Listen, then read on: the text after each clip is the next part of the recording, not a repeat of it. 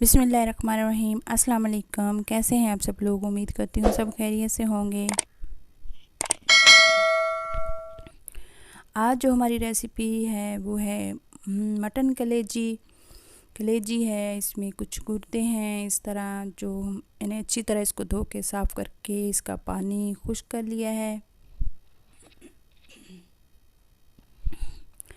ये देखिए कलेजी बिल्कुल साफ़ सुथरी हमारे पास आ गई है धोकर। और ये अदरक लहसुन है, एक एक बड़ा चम्मच उसमें रेड चिली कूट ली है। और जो इसमें जो स्पाइसेस जाएंगे वो है मेथी, सुर्ख मिर्च, खुश्क धनिया और हल्दी।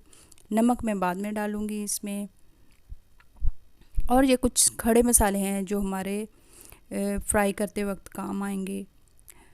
दालचीनी है, बड़ी इलायची, लौंग है 4-5 और छोटी इलायची है, ज़ीरा है। ये नमक बाद में डालूँगी। तो आइए पहले हम इस कलेजी को मैरिनेट कर लेते हैं। सारे मसाले लगा के मैं इसको रख दूँगी 1 घंटे के लिए। तो इस तरह कलेजी बड़ी सॉफ्ट बनती है और ये इसमें बिल्कुल अंदर तक जज़्ब हो जाते हैं ये मसाले, और अदरक लहसुन का टेस्ट बड़ा ज़बरदस्त आता है। अच्छी तरह मैं इसको मिक्स कर दूँगी। मिक्स करके फिर मैं इसको रख दूँगी 1 घंटे के लिए फ्रिज में। तो मसाले हम इसलिए लगाते हैं ताकि कलेजी के अंदर तक चले जाएं। भूनते वक्त हम इसको कलेजी को ज़्यादा नहीं भूनेंगे, सिर्फ वो 9-10 मिनट ये हमारा सालन रेडी हो जाना चाहिए। बाद लोग इसको बहुत भून के 15-20 मिनट तक जितना भूनते जाएंगे ये हार्ड होती जाएगी और इसका टेस्ट भी नहीं आएगा। तो ये देखिए मैं इसको अब घंटे के लिए फ्रिज में रख दूँगी। और मैंने 3 अदद प्याज काटे, बड़े मैंने ले लिए थे ताकि कुछ ग्रेवी अच्छी सी बन जाए। ये 3 अदद मैंने प्याज काट लिए हैं और अब मैं इसको फ्राई कर लूँगी। रेड होने तक मैं इसको फ्राई करूँगी। तो एक जैसे मैंने कुकर ले लिया है, प्रेशर कुकर में मैं इसको बनाऊँगी, क्योंकि कलेजी जल्दी ही तैयार होनी चाहिए। ज़्यादा इसको भून के नहीं करना चाहिए। ऑयल मैंने डाला हस्बे ज़रूरत, जिसमें 1 किलो कलेजी है तो मैंने 1 कप तकरीबन 200 ग्राम मैंने ऑयल लिया है। और मैं खड़े मसाले इसमें डाल के थोड़े से इसको पकाऊंगी। अब मैं प्याज इसमें डाल के फ्राई करूंगी। प्याज़ों को मैं इतना भूनूंगी कि इसमें कलर आ जाए, गोल्डन कलर, रेड हो जाए। बिल्कुल वाइट नहीं रखूँगी। बाज़ लोग सारी चीज़ें इकट्ठी डाल देते हैं, जैसे कलेजी, प्याज वगैरह हर चीज़, अदरक लहसुन, उस तरह भी बन जाती है। लेकिन अगर आप इस तरीके से बनाएंगे तो इसका टेस्ट बहुत ज़बरदस्त आता है और बहुत यम्मी बनती है। आप ज़रूर ट्राई कीजिएगा। तो प्याज अच्छी तरह भूनने हैं, इसको लाइट नहीं रखना क्योंकि कलर इसी में आना है। कलेजी को हम ज़्यादा नहीं भूनेंगे, प्याज वगैरह हर चीज़ को हम पहले ही तैयार कर लेंगे।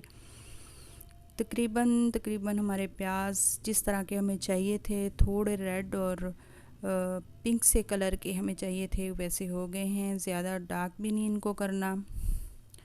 अब मैं इसमें कलेजी डाल दूँगी।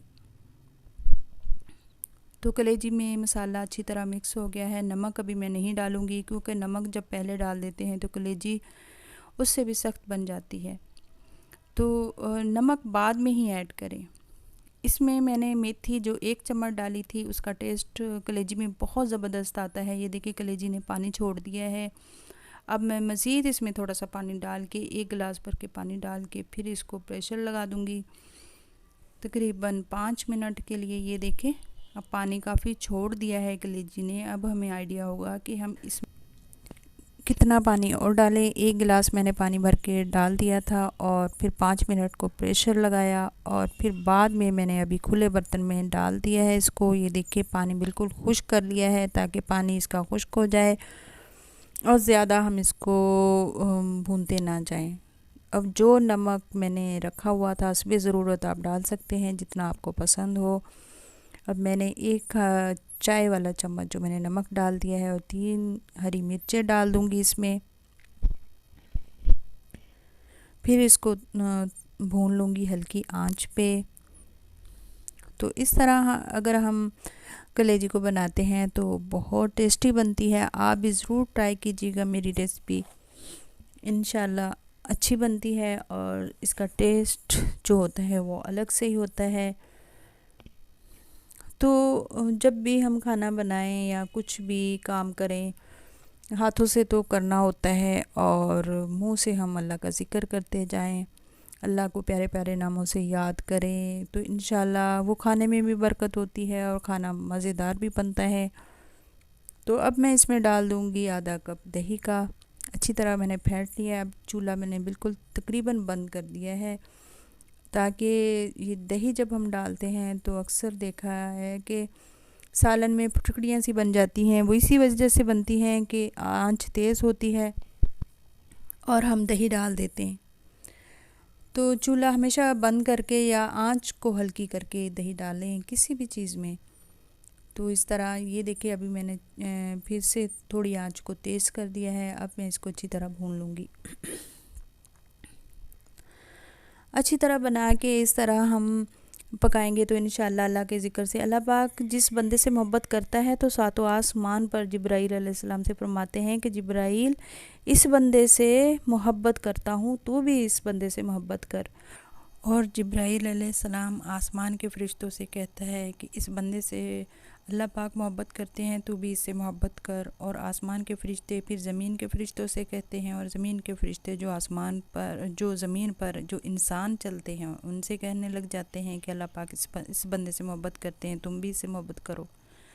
कई दफ़ा हमें हैरत नहीं होती कि हमें कोई ऐसे जानने वाले जो मतलब कोई जो जानता भी नहीं है, जिसको हमने देखा भी नहीं है, वो हमारे पास कोई ऐसी हमारी बहन आ जाती है, हमसे मिलती है, मोहब्बत से देखती है हमारी तरफ। कितने अजनबी लोग होते हैं, वो हमें प्यार से देख रहे होते हैं, हमसे इखलाक से बात कर रहे होते हैं। तो उस वक्त समझ जाया करें अल्लाह सुब्हान ताला को आप पसंद आ गए। असल जो दौलत है वो हदायत की दौलत है। अल्लाह सुब्हान ताला जिसको हदायत की दौलत दे देता है उसके दिल में चैन डाल देता है। तो हमारी रेसिपी की भी एंड है, इसमें मैं थोड़ा सा धनिया डाल दूँगी और कश की हुई अदरक है वो मैं उसके ऊपर डाल दूँगी।